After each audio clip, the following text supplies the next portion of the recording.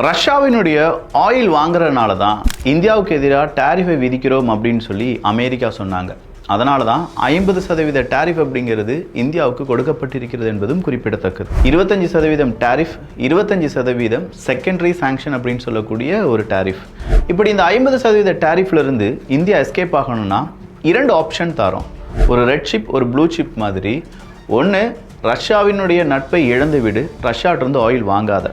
அப்படி இல்லையா அமெரிக்காவினுடைய ஜெனட்டிக்கலி மாடிஃபைடான கோன் இல்லாட்டி அதே மாதிரியான விவசாய பொருட்களை வாங்கு. இது இரண்டும் இல்லாமல் மறுபடியும் அமெரிக்கா இந்தியாவை மிரட்டிக்கொண்டே இருக்கும் அப்படின்னு சொல்கிறத இன்றைக்கும் அமெரிக்க ஊடகங்களும் அமெரிக்காவினுடைய அரசியல் தலைவர்களும் பேசியிருக்காங்க. அப்படின்னா இந்தியா மட்டும் இதற்கு பதிலடி கொடுத்தா போதுமா? ரஷ்யா எப்படி பதிலடி கொடுத்துருப்பாங்க? இந்தியாவை பொறுத்த வரைக்கும் இந்தியாவினுடைய நெய்பர்ஸ் எப்படி இருக்காங்க? இதில் முழுசாக இந்தியாவை சுற்றி பார்க்க போகிறோம். அன்பு தமிழஞ்சங்களுக்கு தமிழ் பொக்கிஷத்தின் வணக்கங்கள்.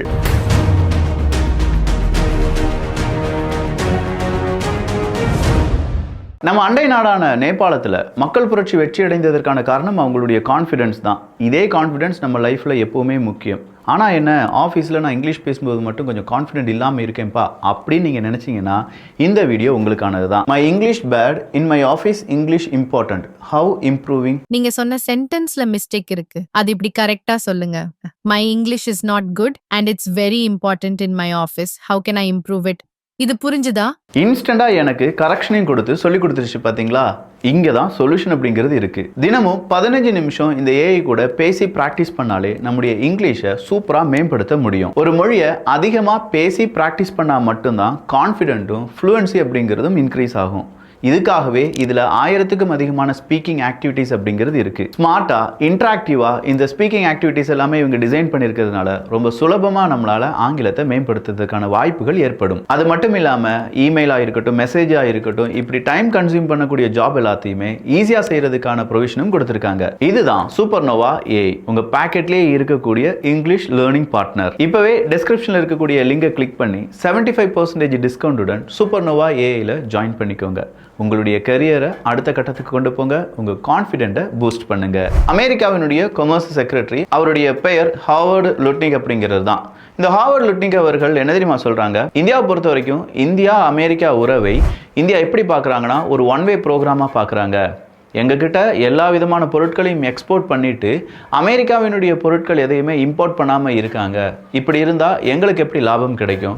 145 கோடி மனிதர்கள் இந்தியாவில் இருக்காங்க அப்படின்னு சொல்கிறாங்களே, அவங்களுக்கு அமெரிக்காவினுடைய பொருட்கள் கொஞ்சம் கூட வேண்டாமா? ஏன் அமெரிக்கா பொருட்களை கண்டால் இந்தியாவுக்கு ஆக மாட்டுக்கு? எனவே அமெரிக்காவினுடைய ஜெனட்டிக்கலி மோடிஃபைடு கார்னெல்லாம் வாங்கணும் அப்படின்னு சொல்கிறாங்க. இந்த ஜிஎம் கார்ன் அப்படின்னு சொல்லக்கூடிய ஜெனட்டிக்கலி மோடிஃபைடு மரபணு மாற்றப்பட்ட மக்காச்சோளங்களை இந்தியா வாங்குறதுனால என்ன சிக்கல் இருக்குன்னு கேட்டால், இந்தியாவில் இருக்கக்கூடிய பயிர் வளம் அப்படிங்கிறது அழிந்துவிடும். இந்திய விவசாயிகள் தயாரிக்கக்கூடிய மக்காச்சோளத்தினுடைய அந்த ஆதரவு அப்படிங்கிறது குறைந்துவிடும். காரணம் இருக்கு, மரபணு மாற்றப்பட்ட சோளம் அப்படிங்கிறது அதிக விளைச்சலை தரும், விலை ரொம்பவே கம்மி. சொல்லப்போனால் வேர்ல்டுலேயே மரபணு மாற்றப்பட்ட சோளம் தான் கம்மியான விலைக்கு விற்கப்படுது. இதனால தான் இந்தியா ஒரு கட்டத்தில் மரபணு மாற்றப்பட்ட சோளத்திலிருந்து வேற ஏதாவது பொருட்களை எடுக்கலாம் அப்படின்னு சொல்கிற முடிவுக்கு கூட ஒரு தடை அப்படிங்கிறத இந்திய அரசாங்கம் கொடுத்திருந்தார்கள். ஸோ எப்படி பார்த்தாலும் அது விவசாயத்துக்காக இருக்கட்டும், வேறு ஏதாவது இடுபொருளுக்காக இருக்கட்டும், இல்லாட்டி கால்நடைக்காக இருக்கட்டும், இல்லை இந்த சோளத்திலேருந்து எடுக்கக்கூடிய வேறு பொருட்களாக இருக்கட்டும், எந்த பொருட்களுக்கும் எங்களுக்கு மரபணு மாற்றப்பட்ட மக்காச்சோளம் வேண்டாம் அப்படின்னு சொல்லிட்டாங்க. இப்போ அமெரிக்கா வந்து நிற்கிறது எங்கே அப்படின்னு பார்த்தா, நீங்கள் இந்த மாதிரியான மரபணு மாற்றப்பட்ட சோளத்திலிருந்து விவசாய பொருட்களை வாங்கி ஆக வேண்டும். ரஷ்யாவினுடைய ஆயில் வாங்குறீங்களே, ரஷ்யாவினுடைய ஆயில் வாங்குறதுனால உங்களுடைய பணத்தை ரஷ்யா போருக்காக பயன்படுத்துகிறாங்க. இதுக்கெல்லாம் உங்கள் பணத்தை நீங்கள் செலவழிக்கும் போது ஏன் இந்த மாதிரி ஜெனட்டிக்கலி மோடிஃபைடு பயிர்களுக்கு உங்களுடைய பணத்தை செலவழிக்க மாட்டேங்கிங்க அப்படிங்கிற ஒரு கேள்வியே கேட்குறாங்க. ரஷ்யா பொறுத்து பார்த்தாங்க. இன்றைக்கி ரஷ்யாவினுடைய ஃபாரின் மினிஸ்டர்லேருந்து எல்லாருமே ஒரு செய்தியை ரொம்ப தெளிவாக எல்லா உலகத்துக்கும் கேட்கும்படி சொல்லியிருக்கிறார்கள். Attempt to harm dies with India will fail அப்படிங்கிறது தான். எங்களுடைய உறவை, இந்தியா மற்றும் ரஷ்யாவினுடைய உறவை யாராவது வீழ்த்த வேண்டும், இல்லை அந்த உறவு இருக்கவே கூடாது அப்படின்னு சொல்லி நினைத்தால் கூட அது தோல்வியில் தான் முடியும். அதிலிருந்து யாருமே வெற்றி அடைந்ததா சரித்திரமே கிடையாது அப்படின்னு சொல்கிறத ரஷ்யா ரொம்ப பெரிய அளவில் சொல்லியிருக்காங்க. ஸோ இந்தியா ரஷ்யா உறவில் எந்த மாற்றமும் கிடையாது. அதே நேரத்தில் அமெரிக்கா நம்மை பகிரங்கமாக மிரட்டி பார்க்கிறார்கள். அமெரிக்காவினுடைய விலை கம்மியான மரபணு மாற்றப்பட்ட பயிர்களை இந்தியாவில் விற்பனை செய்ய வேண்டும் அப்படின்னு சொல்கிறத அமெரிக்கா விரும்புகிறது. அதற்கு எதிர்ப்பை இந்தியா பதிவு செய்திருப்பதால் இந்தியாவுக்கு எதிராக பல சித்து விளையாட்டுகளையும் அமெரிக்கா செய்கிறதுக்கான வாய்ப்புகள் இருக்குது. அமெரிக்கா நேரடியாக இந்தியாவை எதிர்ப்பார்களா அப்படின்னு கேட்டால் இல்லை. அதனால தான் டொனால்டு ட்ரம்ப் அவர்கள் இந்தியா என்னுடைய நண்பன், மோடி என்னுடைய நண்பனின் உயிர் நண்பன், நாங்கள் 2 பேருமே இப்படி தான் பேசிக்கொள்வோம் அப்படின்னு சொல்லி தாஜா போட வந்திருக்காங்க. பட் உண்மையிலேயே இங்கே யோசிக்க வேண்டியது என்ன தெரியுமா? அமெரிக்கா நேரடியாக இந்தியாவை எதிர்க்கவில்லை என்றால் இந்தியாவை சுற்றி இருக்கக்கூடிய நெய்பர்ஸ் இருப்பாங்கல்ல, பக்கத்து வீட்டுக்காரங்க, பக்கத்து நாட்டுக்காரங்க, அவங்கள வச்சு இந்தியாவுக்கு எதிரான காய் நகர்த்தலை அமெரிக்கா செய்வதற்கான வாய்ப்புகள் இருக்குது. ஸோ அதனால தான் நம்ம இந்தியாவை சுற்றி பார்க்கணும் அப்படின்னு நான் சொன்னேன். அடல் பிஹாரி வாஜ்பாய் அவர்கள் சொன்ன ஒரு வாசகம் இருக்கிறது, you can change friends but you Gantt change your neighbours அப்படிங்கிறது தான். நீங்கள் உங்களுடைய நண்பர்களை கூட மாற்றலாம், ஆனால் உங்களுடைய பக்கத்து வீட்டுக்காரங்களை உங்களால் மாற்றவே முடியாது. எய்தர் அவங்களுடைய கேரக்டராக இருக்கும், இல்லை அவங்கள விட்டு நீங்கள் விலகி செல்ல வேண்டும் அப்படிங்கிற ஒரு தாட்டாக கூட இருக்கலாம். நீங்கள் சொந்த வீடு வச்சுருக்கீங்க, பக்கத்து வீட்டுக்காரனும் சொந்த வீடு தான் வச்சுருக்கான். உங்களுடைய அமைதியை பக்கத்து வீட்டுக்காரங்க கெடுக்கிறாங்கன்னு சொல்லி அவங்கள மாறி போக சொல்ல முடியாது, நீங்களும் மாறி போக முடியாது. இதனால தான் வாஜ்பாய் அவர்கள் அப்படி ஒரு வார்த்தையை சொல்லியிருக்கார். ஸோ நம்முடைய நெய்பர்ஸ் எப்படி இந்தியாவுக்கு பெரிய சிக்கலை தருவார்கள் அப்படின்னு கேட்டால், நம்முடைய நெய்பர்ஸுக்கு இருக்கக்கூடிய சிக்கலை பயன்படுத்தி அதை சால்வ் பண்ணுறதற்கு நீ இந்தியாவுக்கு ஒரு சிக்கலை ஏற்படுத்த வேண்டும் அப்படின்னு சொல்கிற நெகோசியேஷன் இப்போ நம்ம நெய்பர்ஸ்ட எல்லா நாடுகள்கிட்டையும் அமெரிக்கா, சீனா போன்ற நாடுகள் ஈடுபட்டிருப்பதற்கான வாய்ப்புகள் இருக்குது. ஒரு ஸ்ட்ரீட்டில் நம்ம இருக்கோம், ஸ்ட்ரீட்டினுடைய எல்லா அந்த தெருவில் இருக்கக்கூடிய எல்லா வீடுகளும் பற்றி எரிந்து கொண்டிருக்கிறது. நம்ம வீட்டுக்கு மட்டும் எந்த பாதிப்பும் கிடையாது. நாம் 2 விஷயங்களை கவனிக்கணும். ஒன்று, அந்த தீ நம்ம வீட்டை அதை ஸ்ப்ரெட் பண்ணி நம்ம வீட்டை அழித்து விடாமல் பார்க்க வேண்டும். இன்னொன்று, ஐயோ நம்முடைய நட்புகள் எல்லாம் தீ எறிந்து சாம்பலாகி கொண்டிருக்கிறார்களே, அவங்களை எப்படி காப்பாற்றுறது அப்படிங்கிறத நம்ம பார்ப்போம். இந்த 2 விஷயம்தான் இந்தியா அண்டை நாடுகளிடம் செய்து வருகிறது என்பது குறிப்பிடத்தக்கது. ஃபர்ஸ்ட், இந்தியாவுக்கே கிட்ட இருக்கக்கூடிய நம்முடைய பங்காளியாக இருக்கக்கூடிய பாகிஸ்தான் தான். நேற்று இந்தியாவுக்கும் பாகிஸ்தானுக்கும் ஒரு மேட்ச் நடந்துச்சு. அந்த மேட்சினுடைய முடிவில் எந்த நாடு ஜெயிச்சாலும் சரி தோற்றாலும் சரி 2 நாட்டு வீரர்களும் கை குலுக்கிக் கொள்வார்கள். சந்தோஷம் அப்படின்னு சொல்லி உள்ளூர் அழுகை சந்தோஷம் இருந்தாலும் அந்த கை குலுக்குதல் அப்படிங்கிறது இருக்கும். ஆனால் இந்தியா பாகிஸ்தான் அதில் இந்தியா ஜெயிச்சிட்டாங்க, வேற லெவல் கேம் விளையாண்டாங்க. கடைசியாக இந்தியாவினுடைய பேட்ஸ்மேன் பாகிஸ்தானில் இருக்கக்கூடிய பவுலர்ஸ் ஃபீல்டர்ஸுக்கு கை கொடுத்தார்களா என்று கேட்டால் கிடையாது. இந்தியாவினுடைய கேப்டன் என்ன தெரியுமா சொல்கிறாரு? இந்த வெற்றியை பகல்காம் அட்டாக்கில் பாதிக்கப்பட்டவர்களுக்காகவும் அதில் வீரமாக செயல்பட்ட இராணுவ வீரர்களுக்கும் இதை அர்ப்பணிக்கிறோம் அப்படின்னு சொல்லிட்டாங்க. அப்போது இந்தியா பாகிஸ்தான் அப்படிங்கிற அந்த பிரச்சனை 2 நாட்டு இராணுவத்துக்கான பிரச்சனை மட்டும் கிடையாது. கிரிக்கெட்லேருந்து சாதாரணமாக இருக்கக்கூடிய சக மனிதனாக நம்ம பார்க்கக்கூடிய எல்லோருக்குமான பிரச்சனை தான். அப்படிப்பட்ட பாகிஸ்தான் எப்போ வேண்டுமானாலும் வெடித்து சிதறலாம் அப்படிங்கிற ஒரு தோற்றத்தில் தான் இருந்து வருகிறது. 25% மேலே இன்ஃப்ளேஷன் அப்படிங்கிறது இருக்குது. அது மட்டும் இல்லாமல் IMF பெயிலவுட்ஸ் ரொம்ப பெரிய அளவில் டிராகிங் தான். கடைசியாக பொலிட்டிக்ஸ் அப்படின்னு சொல்லும்போது சிவிலியன் கவர்மெண்ட்டுக்கும் அங்கே இருக்கக்கூடிய மிலிட்ரிக்கும் பெரிய அளவில் சிக்கல் உருவாகிட்டு இருக்கு என்பதும் குறிப்பிடத்தக்கது. அரசாங்கத்தை ஆட்சி செய்யக்கூடிய இராணுவம், இவங்களுக்கு 2 பேருக்கும் எதிராக அங்கே இருக்கக்கூடிய பொதுமக்கள் இப்போதும் போராடி வருகிறார்கள். பொதுமக்கள் மட்டும் கிடையாதுங்க, எதிர்க்கட்சி தலைவராக இருந்த இம்ரான்கான் அவர்கள் உட்பட பல நபர்களும் இப்போது அரெஸ்ட் செய்யப்பட்டு அவங்களுடைய உயிருக்கு உத்தரவாதம் இல்லாத நிலைமையில் அடைத்து வைக்கப்பட்டிருக்கிறார்கள். இதுதான் பாகிஸ்தானுடைய பொலிட்டிக்ஸ். பாகிஸ்தானுடைய செக்யூரிட்டி எப்படி இருக்குது அப்படின்னு கேட்டால், பாகிஸ்தான் இராணுவத்துக்கு யார் பாதுகாப்பு கொடுக்க போகிறார்கள் அப்படிங்கிற கேள்வி மட்டும்தான் நம்ம முன்னாடி இருக்குது. ஏன்னா பாகிஸ்தான் வளர்த்து விட்ட தீவிரவாதம் இன்னைக்கு பல தீவிரவாத அமைப்புகளாக உருவாகி பாகிஸ்தானையே வேட்டையாட ஆரம்பிச்சிருக்கு.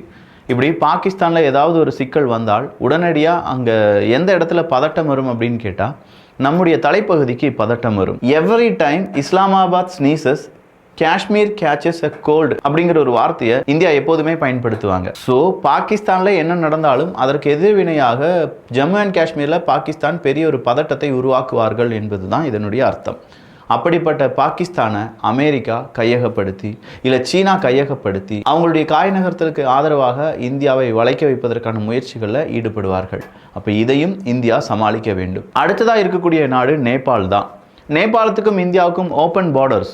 நேபாளத்துலேருந்து யார் வேணாலும் இந்தியாவுக்கு வரலாம், வேலை செய்யலாம் அப்படின்னு சொல்லிட்டு இந்த காலகட்டத்தில் திடீர்னு நேபாளம் என்ன செய்கிறாங்க? அவங்களுடைய ஒரு புகைப்படத்தை வெளியிடுகிறார்கள். 2020 அந்த இந்தியாவினுடைய காலாபானி ரீஜன் எங்களுடைய தான் அப்படின்னு சொல்லி நேபாளம் சொல்ல காலாப்பான் எப்படா உங்களுக்கு சரியா இருக்கும், அது எங்களுடைய நிலப்பரப்பு அப்படின்னு சொல்லி இந்தியா சொல்ல மாற்றி சண்டை போட்டுக்கிறாங்க. அதே மாதிரி காத்மண்டுவில் பீஜிங்கினுடைய சீனாவினுடைய இன்ஃப்ளூயன்ஸ் நாளுக்கு நாள் அதிகமாயிட்டு இருக்கு அப்படிங்கிறதும் நாம் அறிந்த உண்மைதான். அப்படிப்பட்ட அந்த உறவு நேபாளத்தில் அவங்க நாட்டுக்குள்ளேயே சிக்கலை ஏற்படுத்துது. இன்னைக்கு ஒலி அவர்கள் அவங்களுடைய சகாக்கள் எல்லாமே விரட்டப்பட்டார்கள். மிகப்பெரிய அளவில் ஒரு ஜெனிசைட் ப்ரொட்டஸ்ட் அப்படிங்கிறது நடந்துச்சு. அந்த ஜெனிசைட் ப்ரொட்டஸ்ட்டில் எந்த அளவுக்கு மனிதர்கள் பாதிப்படைந்திருப்பார்கள், எந்த அளவுக்கு நேபாளம் அரசாங்கம் பாதிப்படைஞ்சிருக்கும் அப்படிங்கிறதெல்லாம் பல வீடியோக்களை நீங்கள் பார்த்துருப்பீங்க. ஸோ கிராஸ் பார்டர் ரெயிலிங்ஸ் அப்படிங்கிறத இப்போ சீனா நேபாளுக்கு செய்து கொடுப்பதாக அறிவிப்பை வெளியிட்டிருக்கிறார்கள். Investing in joint hydro power projects அப்படிங்கிறத சீனா நேபாளத்துக்கு அறிவித்திருக்கிறார்கள். Promoting digital and cultural exchanges அப்படின்னு சொல்லியிருக்காங்க. ஆனால் இது எல்லாத்தையுமே சீனா ஒரு நாட்டுக்கு செய்வாங்களா அப்படின்னு கேட்டால் அந்த சீனாவுக்கு எந்த விதமான பயனும் இல்லாமல் சீனா எந்த விஷயத்தையும் செய்யாது. ஸோ சீனாவுக்கு பயன் இருப்பதனால தான் நேபாள அரசாங்கத்துக்கு உதவிட்டு இருக்காங்க. அப்படின்னா நேபாளம் வழியாகவும் இந்தியாவுக்கான சிக்கல் காத்திருக்கிறது. அடுத்ததாக இலங்கை தான். இலங்கையை பொறுத்த வரைக்கும் அவங்களுடைய 2022 வாழ்க்கையில் எப்படியோ இலங்கை போய்விடும், இலங்கை அவ்வளோதான் அப்படின்னு சொல்லிட்டு இருந்தோம். நாளடைவில் ராஜபக்சே குடும்பம் எல்லாமே விரட்டி அடிக்கப்பட்டது. இதுக்கு மேலே நீங்கள் இலங்கையில் வேணாம் அப்படின்னு சொல்லி ஓவராலாக விரட்டி அடிச்சிட்டாங்க.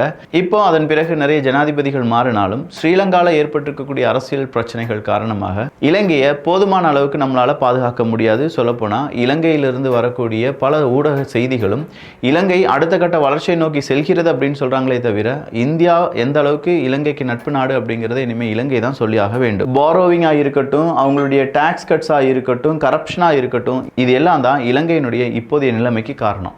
இப்போ தான் மெல்ல மெல்ல இலங்கை அவங்களுடைய சுயரூபத்தை விட்டு இதுதான் நல்ல வழி அப்படின்னு சொல்லி வரும்போது அது இந்தியாவுக்கு சிக்கலை ஏற்படுத்துமா அப்படிங்கிறதெல்லாம் பொறுத்திருந்து பார்க்கலாம். என்னதான் நீ கெட்டது செஞ்சாலும் இந்தியா உனக்கு நல்லது தான் செய்யும் அப்படிங்கிறதற்கு சிறந்த உதாரணம் $4 பில்லியன் அளவுக்கான உதவிகளை கிரெடிட் லைன் வழியாக ஃபியூல் மற்றும் ஃபுட்டுக்காக இந்தியா சீனாவுக்கு கொடுத்தாங்க.